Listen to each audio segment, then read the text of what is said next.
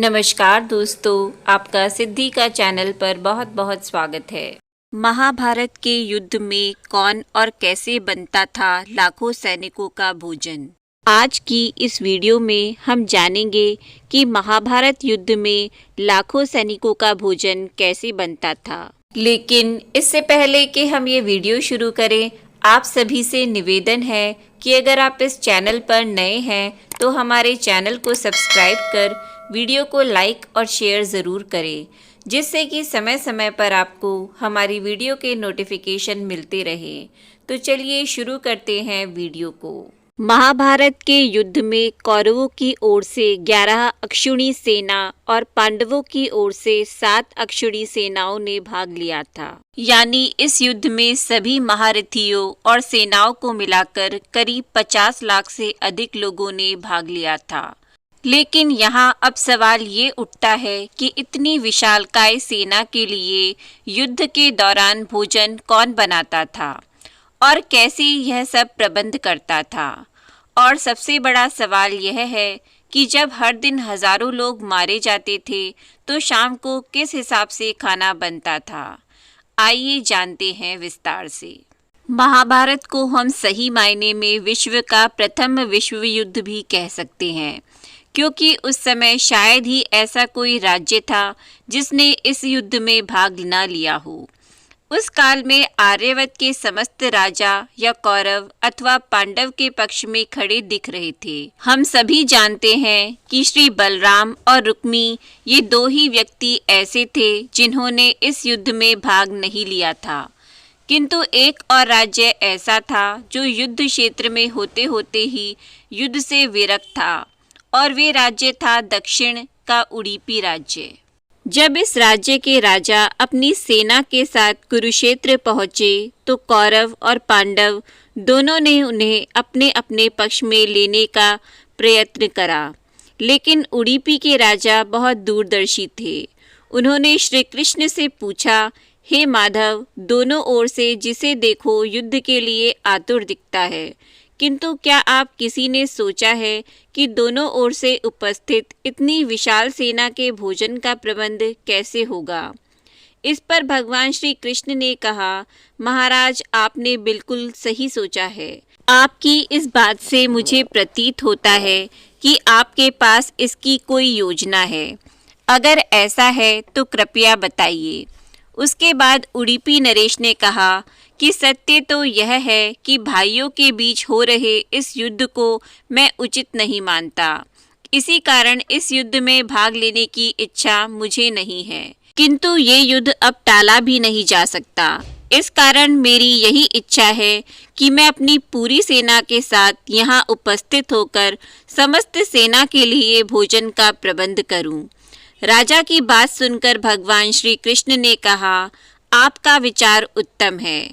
इस युद्ध में लगभग 50 लाख योद्धा भाग लेंगे, और अगर आप जैसा कुशल राजा उनके भोजन का प्रबंध देखेगा तो हम सभी उस ओर से बेफिक्र रहेंगे। वैसे भी मुझे पता है कि सागर जैसे विशालकाय सेना के लिए भोजन का प्रबंध करना आपके और भीमसेन के अतिरिक्त और किसी के लिए भी संभव नहीं है, किंतु भीमसेन इस युद्ध से विरक्त नहीं हो सकते। इसलिए मेरी आपसे प्रार्थना है कि आप अपनी सेना सहित दोनों ओर की सेनाओं के भोजन का भार संभालिए। इसके बाद उडुपी के राजा ने सेना के भोजन का भार संभाला। पहले दिन उन्होंने उपस्थित सभी योद्धाओं के लिए भोजन का प्रबंध किया। उनकी कुशलता ऐसी थी कि दिन के अंत तक एक दाना भी अन्न का बर्बाद नहीं होता था। जैसे जैसे दिन निकलते गए योद्धाओं की संख्या भी कम होती गई। दोनों ओर के योद्धा ये देखकर हैरान रह जाते थे कि हर दिन के अंत तक उडुपी नरेश केवल उतने लोगों का भोजन बनवाते थे जितने वास्तव में उपस्थित रहते थे। किसी को समझ नहीं आ रहा था कि आखिर उन्हें यह कैसे पता चल जाता है कि आज कितने योद्धा मृत्यु को प्राप्त होंगे, ताकि इस आधार पर भोजन की व्यवस्था करवा सके। इतनी विशाल सेना के लिए भोजन का प्रबंध करना अपने आप में ही एक आश्चर्य था और उस पर भी इस प्रकार की अन्न का एक दाना भी बर्बाद न हो, जो एक किसी चमत्कार से कम नहीं था। आखिरकार जब 18वें दिन युद्ध समाप्त हुआ और पांडवों की जीत हुई, अपने राज्य अभिषेक के दिन आखिरकार युधिष्ठिर ने उडुपी राजा से पूछ ही लिया कि समस्त देशों के राजा हमारी प्रशंसा कर रहे हैं कि किस प्रकार हमने कम सेना होते हुए भी हमने उस सेना को परास्त कर दिया, जिसका नेतृत्व पितामह भीष्म, गुरु द्रोण और हमारे भ्राता जैसे महारथी कर रहे थे। लेकिन मुझे लगता है कि सबसे अधिक प्रशंसा के पात्र आप हैं, जिन्होंने न केवल इतनी विशाल सेना के लिए भोजन का प्रबंध किया, बल्कि ऐसा प्रबंध किया कि एक दाना भी अन्न का व्यर्थ नहीं गया। मैं आपसे इसका रहस्य जानना चाहता हूँ। अपने जवाब में उडुपी नरेश ने कहा कि सम्राट, आपने जो इस युद्ध में विजय पाई है, उसका श्रेय किसे देंगे? इस पर सम्राट ने कहा, श्री कृष्ण के अतिरिक्त इसका श्रेय और किसी को दिया ही नहीं जा सकता है। अगर वह नहीं होते तो कौरव सेना को हराना असंभव था। तब उडुपी राजा ने कहा कि महाराज, आप जिसे मेरा चमत्कार कह रहे हैं, वो भी श्री कृष्ण का ही प्रताप है। ऐसा सुनकर वहां उपस्थित सभी लोग हैरान हो गए। तब उडुपी राजा ने इस रहस्य से पर्दा उठाया और बताया कि श्री कृष्ण प्रतिदिन रात्रि को मूंगफली खाते थे।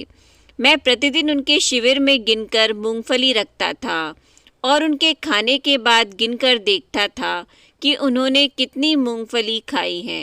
वे जितनी मूंगफली खाते थे, उसके ठीक 1000 गुना सैनिक अगले युद्ध में मारे जाते थे। यदि वे 50 मूंगफली खाते थे तो मैं समझ जाता था कि अगले दिन 50,000 सैनिक युद्ध में मारे जाएंगे। उसी के अनुसार मैं अगले दिन भोजन कम बनाता था। यही कारण था युद्ध के दौरान कभी भोजन व्यर्थ नहीं गया। भगवान श्री कृष्ण के चमत्कार को सुनकर सभी उनके आगे नतमस्तक हो गए। यह कथा महाभारत के सबसे दुर्लभ कथाओं में से एक है। कर्नाटक के उडुपी जिले में स्थित कृष्ण मठ में यह कथा हमेशा सुनाई जाती है। ऐसा माना जाता है कि इस मठ की स्थापना उडुपी के सम्राट द्वारा ही कराई गई थी, जिसे बाद में श्री माधव आचार्य ने आगे बढ़ाया। तो दोस्तों, कैसी लगी आपको हमारी ये वीडियो? नीचे कमेंट बॉक्स में ज़रूर बताएं। वीडियो पसंद आया हो तो वीडियो को लाइक और शेयर ज़रूर करें और हमारे चैनल को सब्सक्राइब करना न भूलें। आपका वीडियो देखने के लिए बहुत बहुत धन्यवाद।